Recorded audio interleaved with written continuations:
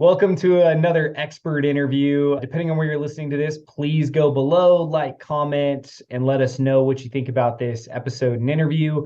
Any additional questions help us to record future episodes. And I have a feeling after talking to Tom today, we could probably create enough content to either entertain you or bore you for hours, depending on who you are and what your goals are. So, with that, I'd love to jump in. Tom, tell us who you are and what you do. Well, thanks, Devin. Appreciate being with you today. My name's Tom Taormina. I have gray hair, as you can see, which means I've been in industry for as long as there have been convertible automobiles. So, all that to say, I'm very privileged and blessed in my life to have an extensive career. I started as a quality control engineer at Mission Control in Houston. I supported all 17 Apollo moon missions. So that's a pretty great background to start. I learned that we just made up our minds to go to the moon and did it. And I also learned in supporting Apollo 13 that we can do impossible things. We can fix a spacecraft 200,000 miles away from home.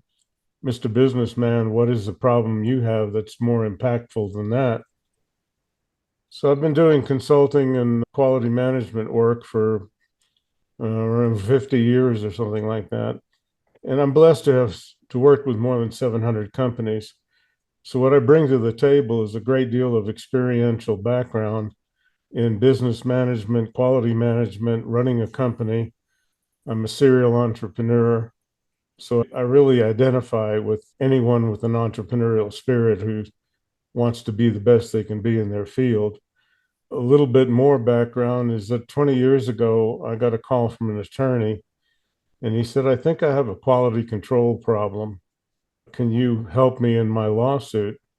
And that started a new career to where I've done more than 40 lawsuits now as an expert witness for the plaintiff or the defendant in lawsuits involving product liability and organizational negligence.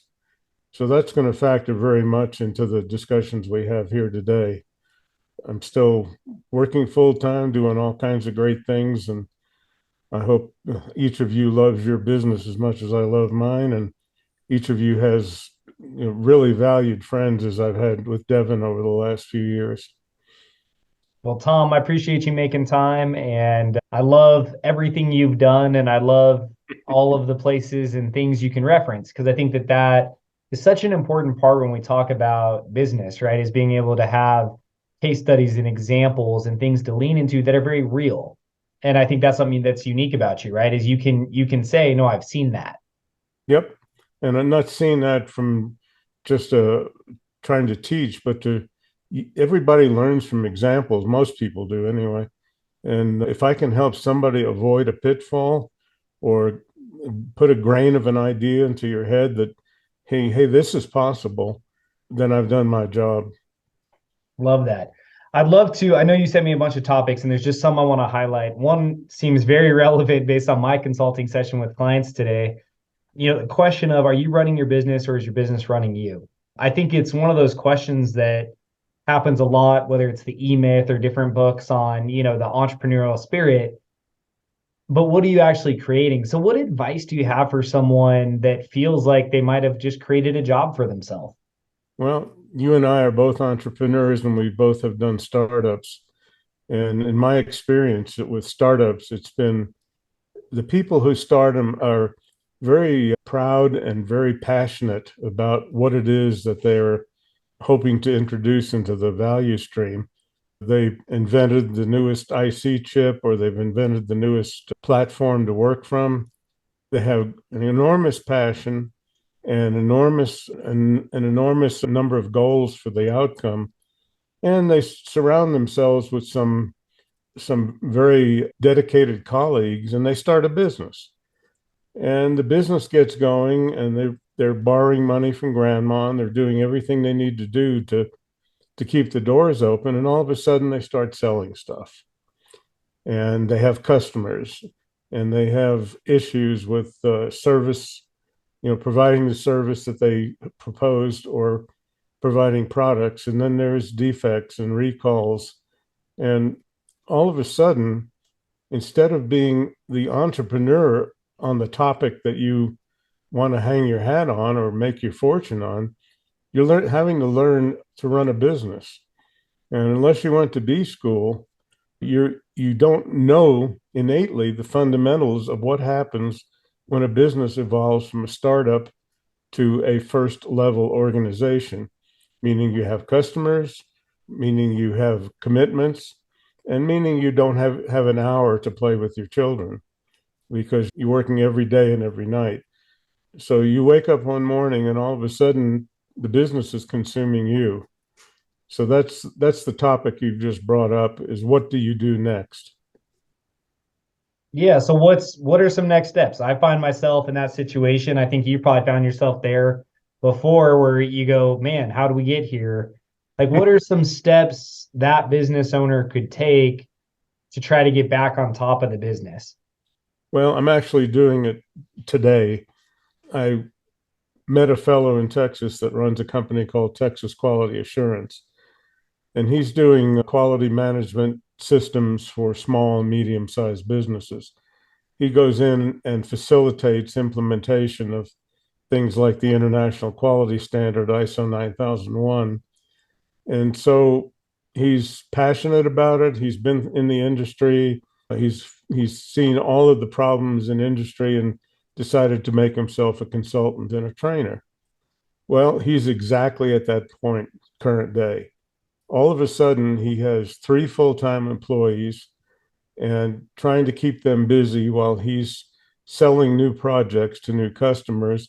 Another one of his people is developing a new software platform, and he's got all of this on his desk, on his plate, and he wants to market, he wants to sell, he wants to grow the business. So over the last few months, we've reached a point where we just signed a contract where I'm his project manager. Once he's landed a job, he turns it over to me to project manage. And I have one fellow on contract with me that actually does the implementation work. So all that to say is he thought he was going to have to go out and hire another employee to run the company while he markets it and grows it. And now he simply has to turn the projects over to me, and I do it on an hourly fee. I do it, I'm not a full-time employee, and I can apply my skill sets to what he does. So we both win.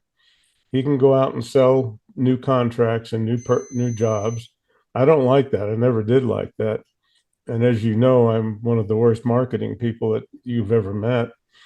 And so it's a win-win. He's found me to do that for him, to run the business while he grows the business. And we have a very good tool called Monday. That's a project management tool. And at any moment, he can see what's going on in the company. And so he's really happy that he can get on the plane and go schmooze with people in California to get new contracts. Well, back at the ranch, we're actually implementing the projects.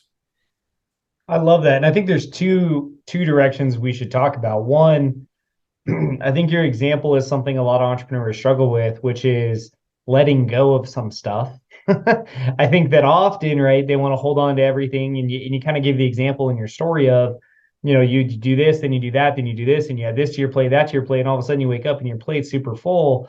But in the recent example, it's this idea of like, no, pick the piece you love and you're really good at and then everything else find a way to bring a partner service in, contract it out, or build a team, but only build the team if that's in your skill set of things to do. So I love that idea of dispositioning and getting some stuff off your plate. But I empathize with every entrepreneur that's an extremely difficult thing to do in reality is to delegate. And I'm delighted that this guy has this software platform to where everything that we do is visible to him so he can sleep at night knowing that the contracts are getting executed. And that to me that's fun. I still really enjoy that as long as I don't have to ever get on an airplane again. That's one of my career goals is to stay home. But if you can find, first of all, you have to define if you're a leader a manager, or a follower. A leader is someone who sees what's going on around him and takes charge in empowering people to see what their limits are of what they can do and what they want to do, and how successful they are in executing the plan of the entrepreneur. Unfortunately, most entrepreneurs don't know what that plan is. Where is my company going? Am I growing it to sell it? Am I growing it to gain ownership of my market share? Am I growing it to turn it over to my kids? What is your goal? Have you actually sat down and done that? I mean, I often have done weekend retreats just to have the CEO and the CFO define what do we do here? What are we actually doing? Where are we going with this? And you've been through many entrepreneurial startups and you've coached many entrepreneurs. And how many of them, let me ask you the question, how many of them have a vision, mission, and value set when they start the company? I think it's missed a lot, and I think the personal to professional side is missed even more, right? I think that gap between your personal why and the business's why becomes very vast. But it's vast and it's unknown. If there's an unknown within a business, there's going to be an informal group, whether it's one person or an entire department, that becomes the internal informal organization that runs it, which brings it back to the title that you said, are you running your business or is it running you? And oftentimes there's a Bubba somewhere in your organization that wants to be iconoclastic, or he knows more than you do, and you don't know what's going on within your business. Love that. Let's talk about another topic that is probably a hot topic, and I'd love your feedback on. One of the topics you said here is conducting and attending effective meetings. I am sure that we've all heard the memes and the puns about like this meeting could have been an email or whatever that may be. So, Tom, what's your perspective on like how do we as leaders run better meetings? Well, that's a great question. In my 14 years at NASA, we had meetings every day about everything. And it was a big, it's kind of a joke is you got to be at this meeting. Well, why do I have to be at this meeting? Am I materially contributing or am I just representing my department? So some of those meetings, well, I was a quality control guy in the design meeting on some electronic system that we were building to fly to the moon. So I was not an expert on that thing, but I was an expert in processes and in building things. So I very often became Columbo, where it was, let me just ask one question. I just have one question. And of course, at the end of the meeting, they said, okay, we got to go back to the drawing board. We never thought about that. So that's a pretty good use of a meeting. But when again, very fortunate, I've had 3 consulting assignments at Dell Computer. And one of the first things I learned when I went in there for the first project was they have a set of meeting rooms. Okay. Those meeting rooms are scheduled on 55-minute centers. There's a very matter of fact, you have to go through training to be a meeting conductor. You have to have an agenda.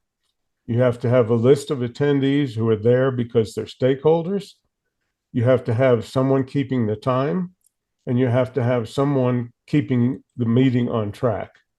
Those people all had to be there before the meeting could start. And when you walked into a room at 12:00 and you were going to be done by 12:55, it was a structured meeting that got everything done and got all the action items assigned. And of course, they got the action item status from the previous meeting. And you walked out there, it was another one of those hours where it just flashed by. And you walked away with a to do list that you're going to be held accountable for. So that started me analyzing how the meetings were conducted, what each member did. And then when I started consulting after that, I taught a 1-day class on effective meetings. And I've got it in a PowerPoint that I'd be glad to share with your listeners. it essentially says that if everyone's a stakeholder in the meeting and it's run without an agenda, no phones. There was a basket outside the meeting rooms with where the phones were deposited. It didn't, I mean, if there was a tornado drill, which happened once during one of my meetings, you had to go to your designated tornado shelter. But other than that, there was no interruptions. Nobody was there just taking up space or being there just to observe so that they could go back and use the data for their own good. So one of the things is personal accountability. And if people are having meetings where the stakeholders are not in the room or there's no personal accountability, the meeting's a waste of time. It's just it doesn't have an output. It just ends when everybody gets frustrated and everybody's okay, I gotta go. I got another meeting. That's usually the ending of most meetings. So I structure them and I hold people accountable. The meeting organizer has got to keep the agenda going. The scribe has got to keep good minutes, and everybody has to be accountable for the action items. I love that. And there's some things in there, I think even a small business owner, if you don't have a huge team, you could implement, right? I think set time is critical, right? No one likes meetings where we have no clue how long we're going to be there. Agenda, that was another great takeaway, right? Have an agenda. This is what we're meeting about. This is the talking points. Because the worst is, and we've all probably been there, where it's all of a sudden the leader of the meeting, which is usually the owner, the manager of that department, sits down and goes, well, we're going to talk about this. And then everyone in the room's like, I don't have the data. I don't have the answers. I don't have the reports. Like, I can't talk. I'm not equipped, right? And so set the Well, explain agenda. it. Yeah, set the agenda so everyone can show up with what's needed, right? And input. And then I love, have some takeaways, very clear action items with notes taken. I love to send recap emails when I'm leading teams that says, hey, here's a recap of what we discussed, right? Here's everybody's action items. Like, here's some takeaways or talking points for the next meeting. So, Tom, I think there's some great advice in there people could take to not waste your time or your team's time. Absolutely. And you're right. It doesn't matter the size of the company. It could be three people. What I do warn people is don't try this at home. Don't try to have a structured meeting with your significant other. That doesn't work out. Hey, babe, here's the agenda and you have 5 minutes. And there's action item. Oh, man. That's great. So let's transition to this then. So mastering effective communication, again, I think is something that a lot of people stumble through because they're not trained communicators, right? They're just in a position where they now need to communicate. So what are some tips or a story about great communication and some takeaways? Great question. As you know, I have an associate who lives near us that made his career out of communication. He started camps for well-to-do kids in Southern California, summer camps for them, and he quickly discovered that they didn't need horseback riding or learning how to rope a cow to be effective. They needed to learn how to communicate with each other and how to develop themselves as leaders. So that was the crux of the summer camp. And this thing grew to huge size. And I accuse him today of the people that were at his camps were now his customers as business executives because he taught them something called genuine dialogue. Genuine dialogue is the method of communication that you and I often use. We look at each other, and when you're speaking, when you are making a point, I'm looking at you. You're the only thing that's important at that moment. I'm completely immersed in what you're saying. I'm not thinking about the ball game tonight. I'm not thinking about my kids. I'm thinking about what you're saying. And when you're done, I will frequently say, well, Devin, is this what I'm understanding you're saying? That's confirmation. That means that what you just said was important to me. And whether you're a business leader or just talking with another person, this is crucial to how we communicate. today there's no real communication. It's people giving lectures on all topics, politics, finance, whatever. They're giving you a lecture. But whether it's whether you're utilizing that data is not always important to them. Matter of fact, it can be trivial as long as they get to speak their mind. So let's do a reset, shake your head. The next time you talk to someone, and listen to them attentively, like they are the most important person in the room.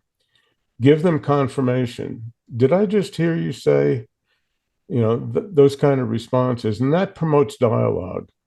And then all of a sudden you become as important as they become as important as you are in the conversation. And the next time they want to have a conversation with somebody, they're going to want that interaction.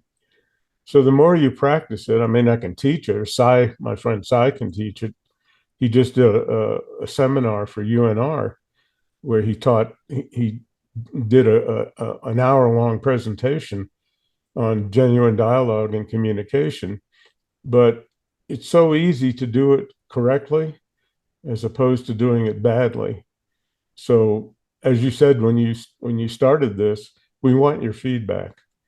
We have to have confirmation that you heard what we were saying and that it meant something to you, or it became a point of debate.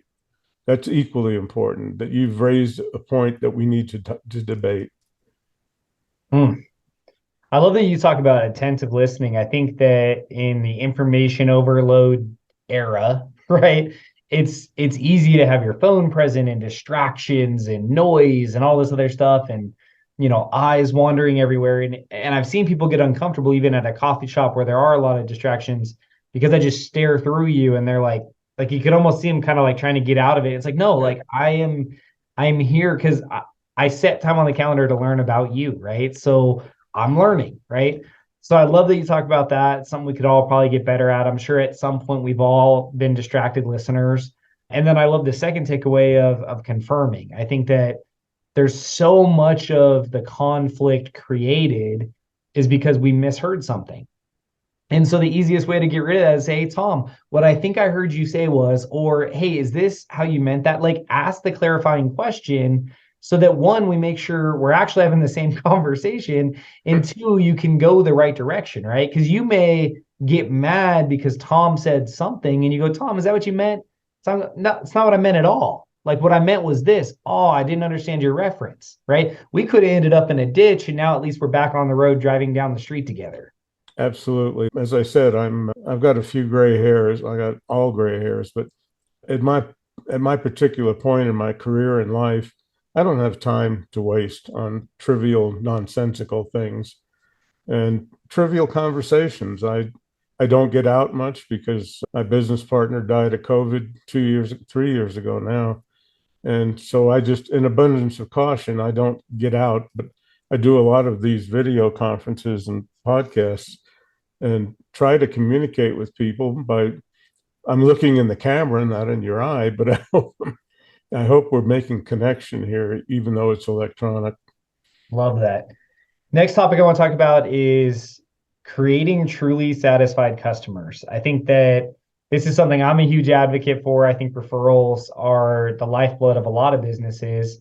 Give me some talking points there. What are some ways that, a business owner, no matter the size of business, can create, satisfied customers? Well, the first thing is to get over your own paradigms about what a satisfied customer is, because you don't know. I mean, if you're in retail sales and you have repeat customers, they're probably satisfied or they wouldn't come back, right? I've never I've never gone to a store where I was dissatisfied with the salesperson and called him on the phone later and said, I really don't appreciate your skills as a salesperson. That just doesn't happen. So I think the satisfied customer has to be polled frequently. Your customer base has to be interviewed frequently, whether you do it with report cards or whether you do it formally with a sit down. And the first rule is don't ever let a salesman report on customer satisfaction because they're going to tell you their customers are just thrilled to death with the company and the product and the service, and because that's what salespeople do. And it's not to detract from salespeople, but they're looking at through their own prism of my customer is my customer, and he likes it when I call and take him to the steakhouse for dinner. That he likes me when I take him to the steakhouse for dinner. Well, that's a lot different than them being a satisfied customer. Most of my clients work in some technology that produces a product, and the product that the customer receives is received in one of a few ways. The first one is that they read a spec sheet or they saw a commercial or whatever it is, and they said, I'd like to have one of those, or I need to have one of those. And so they contact your company, you turn your sales face on and give them all the specs and all the other accolades that you've received from other customers, and they say, okay, I'm going to take a chance on you. And so you form a contract, whether it's just a point of sale or you actually write a contract, and it comes time for delivering the product and service. First impressions are impossible to get wrong. If you do, you're out. So this thing comes in the door, I unpack it, and I look at it, and it looks wonderful. And I plug it in, and it comes up. Everything has to boot up these days, right? So the product boots up, and my feet tingle because it's really cool, and I can't wait to show my friends and associates of what a wonderful product you just delivered. So that's the initial satisfied customer. Now the customer is going to start buying 10, 20, 30 and delivering it to his customers. So you've changed the scenario from a prototype to what can you do for me in production quantities. Can I get these and deliver them to my customers with custom software and not have to worry about it again? Or every time there's a hiccup, do they have to call me and I have to call you? And if it's one of those things where there's constant annoying things about your product that you don't know and you don't ask the customer directly, you know, you as a consumer are going to start looking for the next generation or the better one or a better customer relationship. So in businesses, I worked with a company that makes custom doors and windows, okay? And they would install these very, very expensive windows and doors in millionaires' homes. And their last impression was of the workers leaving dust on their Persian rugs. And so regardless of how wonderful the windows were, I made them do customer surveys. I made the CEO go and talk to the customers. And they said, well, the windows are great, but your guy tramped up my garden and he left dirt on my Persian rugs. So unless you are talking to a customer regularly and saying, am I continuing to give you the service that you need? Along with that, there are two key provisos. One of them is I hear all the time, we're going to exceed customer expectations. What does that mean? If I go have my oil changed and I'm not happy, are they going to give me a new car? What does exceeding customer expectations mean? Years ago, Nordstrom's was famous for that. There's lots of stories. There's a book called The Nordstrom Way, where a guy left his keys and his passport, or his passport and his plane tickets on the counter, and the salesman grabbed them, got in his car and drove to the airport and caught up with the guy. Well, that's exceeding customer expectations, but it's also in the Nordstrom playbook that you can do that. How many people are working for you know what the level of exceeding customer expectations is? Nobody knows but the customer. So forget exceeding customer expectations. And number two, that gets you into lawsuits. When you don't know what's going on with your customer and you're repeatedly selling him a product, and one of my key indicators is the last shipment I got is not necessarily an indicator of what's coming next, because they may have sold the company in the time between orders and everything's changed, but I'm fat, dumb, and happy. And I'm still thinking I'm getting the same product, and it turns out I'm not. So, with those two provisos of don't try to exceed customers' expectations, try to make sure you've satisfied their expectations. And number two, be advised that there's a lawsuit on the horizon for you. And that's another one of my topics that we can talk about. But people just don't know what their liabilities are running a company anymore. Hmm. The sales tip was a great way to start that. I think that often you service the sales or the account manager and they're going to tell you whatever they have to tell you to protect their job, right? Like that's what their job is. So I love that one, you talk about the customer journey in there. And I think that I was having this conversation on a mastermind call last week. You have to take time to go through the journey as your customer. You have to. Where do they Absolutely. shop? How do they navigate your website? What's the order coming? Have it shipped to your own house. Look at your own packaging. Like double check everything and do it frequently because every single one of those touch points has an impact on the customer. And I love the example of the dirt on the rug. Yeah, the windows and doors are phenomenal. They're installed correct. They're the best quality. But what the customer remembers is I had to have my rug cleaned, Yep. right? So again, so many good nuggets in there about really thinking about how do we deliver what the client expects, and then how do we validate that that's actually what the client wants, needs, and is happy to have, or are we Absolutely. just assuming? And if there's no feedback channel, you're frustrated. I mean, I sit here on my mountaintop and I order stuff from Amazon Prime, and most of the time it's okay, but they have no clue about they send me oversized packages. We have rural mailboxes here, so you can't get big packages. And just inevitably, Amazon sends oversized packages that I have to do a 25-mile round trip to the post office to pick up. And that's so incredibly annoying. And there's no feedback mechanism. If there was a better Amazon that always delivered, UPS to my house, I'd be a happy guy. But again, that's that client feedback, and I think that's critical. The last topic we'll talk about, then we'll get to my last two questions I always ask, is that liability. And I think that, as a business owner, you're exposed to so much risk. And I think it's that thing that you just don't think about, right? Like you just kind of ignore it and go about it. So let's talk about the small business owner. What are some things they could do to limit liability and try to protect themselves? Well, when they decide the product or service that they're going to introduce into the stream of commerce, it has innate liabilities, and there's another legal term called foreseeable risk.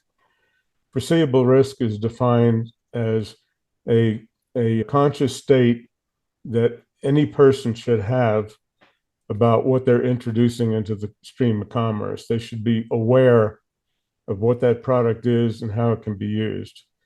So I've been around so many passionate entrepreneurs that just have this incredible passion and tenacity to get their product out, and they know how they think it should be used, and they think it's safe because they've been playing with it for years, trying to develop this product and get it ready for prime time.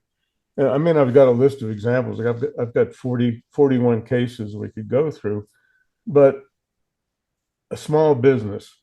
Let me pick one here. Oh, a fellow here in our area decided he was in the business of selling drywall, wall board for building houses and commercial buildings. Well, he decided he was going to save some money and buy a container load from China. And the container load gets here, and there is a standard that's required in the United States that every piece of wallboard be stamped with a testing certificate that it had an acceptable amount of sulfur in it. And he knew this innately because he was in the home building business. and he starts unloading this container and selling this stuff, and it doesn't have the certification on it. What do you do now? You've absolutely got an entire ship container load of this stuff that cannot be sold in the United States. So there's one liability, right? He was out of business. I mean, it put him out of business almost immediately. He lost everything he had. And that was foreseeable because the owner of the business has to do diligence of what his product is going to be used for, how it's going to be used. And something I love to teach, I have stupid proofing meetings, right? Because almost every lawsuit I've been involved with is someone using a marginal product badly. I mean, one of the cases was a battery charger. A young boy took the battery charger out to jump his go-kart to get it running, and the ground was wet. It had just rained. It was in an old house, so they broke the ground prong off the extension cord, so it wasn't properly grounded. And the kid grabbed the metal battery charger, and it fell on his chest and electrocuted him, right? So is that stupidity on the part of the user? Is that negligence on part of the parents? That's what you would say, you and I would say if we were running the battery charger company. That's what they did say in court. That was operator error. I'm sorry, you have to stupid proof these products because consumers are going to use them badly. And what happened to this kid was foreseeable. And when I did my expert work and I worked with the electrical experts, we found that the inner workings of this battery charger were prone to have live wires come in contact with it. Okay. Because it was too expensive to put zip ties on the wiring. So some of the wiring got caught in the motor. All that was foreseeable. Whatever argument they made was wholly negligent on their part, and the family got a big settlement. And is that what you want? Because I can guarantee you, anyone that's ever been sued is never the same ever, personally or the business. It is such an egregious, retching process that goes on for years. And I mean, let's see, I've got 6 open cases right now. One of them's been on there for 4 years. And this just goes on and on. So having a stupid proofing session with your company is something every entrepreneur's got to do. You've got to, and especially if you're doing retail or going into someone's home. I cannot imagine being a service person who goes into somebody's home, the things that they are exposed to these days, and the liability that exists. All the customer has to say, well, he touched my blouse, and I can't even imagine doing that. So your company is a ticking time bomb, whether you know it or not. And the best thing to do is know it. I love again that you talk about the journey, and it seems to be a thing that's coming up again and again in our conversation is what's the journey of your product? What's the journey of your service? So last time we talked about like what's the customer's journey, but this time it's like, no, now let's think about the physical thing. Or if they're coming in your retail, like really think through it. I know when we had, the cafe, that was the conversation. Where do you park? Where do you enter the door? Where's the exposure here? Do you have cords showing? Do you have this? Do you have that? What's the little kid going to stick? Like you have to think through all of it. And you're not going to get it all, but you have to be aware of the majority of it so that you can start buffering. And I know every time we talk, you have more examples. And I mean, it happens, right? So I love the idea of, don't have a marginal product first, right? Build something that's amazing, whether it's a product or service. And then even at that point, make sure you understand what the worst user could do with it. Absolutely, because people will do things badly. I'm not saying people are stupid or they're vicious or anything like that, but you know as well as I do that ever since that lawsuit happened where a lady spilled McDonald's coffee on her lap and won a judgment for that, that's the trend of the way things are going. So, you've got to, McDonald's had to stupid proof the coffee so that so that people wouldn't get scalded when it spilled, because you're going to spill it. I don't even take drinks in the car anymore because I know I'm going to spill them. So that's one corrective action. No, but I think you're right. I think it is this mentality of like, I'll just sue you, right? Like it's this idea. It's no different than people's willingness to be aggressive online, right? Because it's available now. It's easy. It's the same thing. Like the path to a lawsuit is not the way it used to be. You used to actually go to the court and actually file physical paper and have an attorney and all this stuff. Now it's like 1-800 I sue you, right? Yeah, And yeah, there's oh, you're absolutely right, and that in itself is egregious. Promulgating, I mean, how many commercials do you see on TV now for attorneys with class action lawsuits and I want to be your attorney? And I've I've I've won 99 cases from my clients, that kind of stuff. That they solicit it. I deal with them all the time. With I mean, attorneys call me regularly with, I've got a case about, and are you an expert in that? I said, no, I'm not an expert in bicycle handles, but it's a process. The manufacturer did a process, and did he do it right or did he do it badly? so true. So last two questions. First question I love to ask is a book recommendation. So give us a book you think people should check out. I'm going to reserve that till the next time we talk because I've written 14 books now. I just started on my 15th, and each one gets progressively more directly impacting entrepreneurs. Most of my books have been on quality management, so I'm going to withhold that.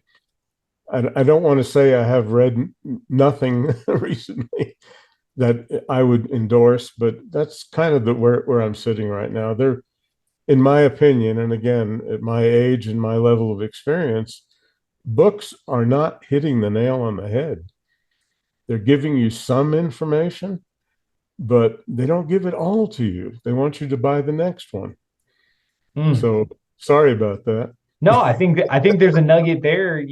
I just started the process for my first, and I think there's a nugget there on like I want to drive as much tangible, actionable value as possible, and nothing's left behind because I know when I consume a book, there's nothing worse than when they tell you a story but they don't give you the process, and you're like, well, I kind of understand your analogy through the story, but like, how do I duplicate that? Like, just tell me, like, like give it to me. So I love that feedback. So last thing I love to ask people is, Tom, if you look at your younger self, what's some advice you would tell you? Oh my. The first is to, again, I was very fortunate that I heard President Kennedy say we were going to the moon when I was a junior in high school. And on my 19th birthday, I packed up my car and left my home in Brooklyn and drove to Houston, put myself through college, had a full-time job, and pestered enough people until I got a job at Mission Control, which was my goal. And I stayed there for 14 years, realizing that goal. So my advice is, first of all, to have a vision. It's My father wanted me to be an electrical engineer. That's what I majored in, but that was never to be. I'm a quality control engineer, which didn't exist back then. So whatever it is that drive you, and I know way too many young people don't even know what they want to be when they grow up. Well, take it from me.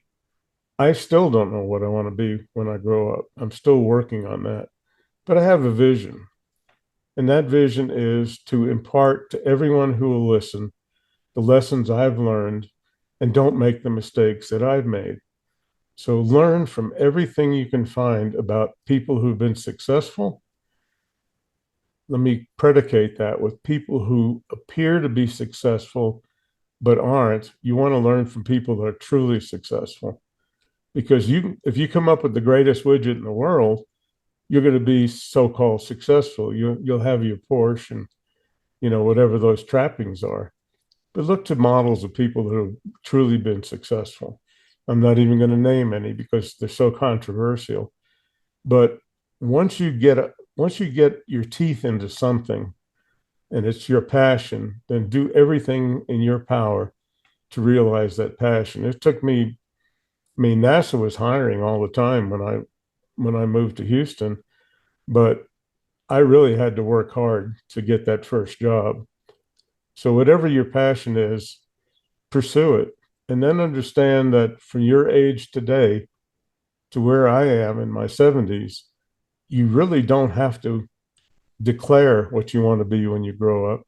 You just have to do the milestones in between and give back to the world the experiences you had, good or bad. I mean, a lot of people learn from ex-convicts why not to be a criminal, but learn from your experiences what you become passionate about and what you want to do next. Hmm. Yes, that. I'm gonna remind myself of that. Tom, if they want to connect with you, what's the best way to get a hold of you? Tom at rockettom.com. My website is Tom Taormina. Well, Tom at the Taorminagroup.com. I know that's a mouthful, and you can fill in your listeners if they need that in writing. But Tom at tomtaormina.com get you in touch with me. You can search Rocket Tom if you want. I think that comes up on Google. I'll put So some links below this too. So wherever you guys are yeah, listening, make sure yeah, you that's guys, just my hit up website. Tom's website. Stay tuned. I know there's some cool training stuff coming out in the quality control space. Tom's doing amazing stuff, new book on the way, and this guy never stops. So I'm sure there'll be some more brilliance coming out of you soon. Tom, thank you for the time. I appreciate you sharing your wisdom with us, and I look forward to the next one. Oh, my pleasure, Devin. And you know that I call you my brother from another mother, and I really mean that. You're doing great things in your space as well. So let's keep this going.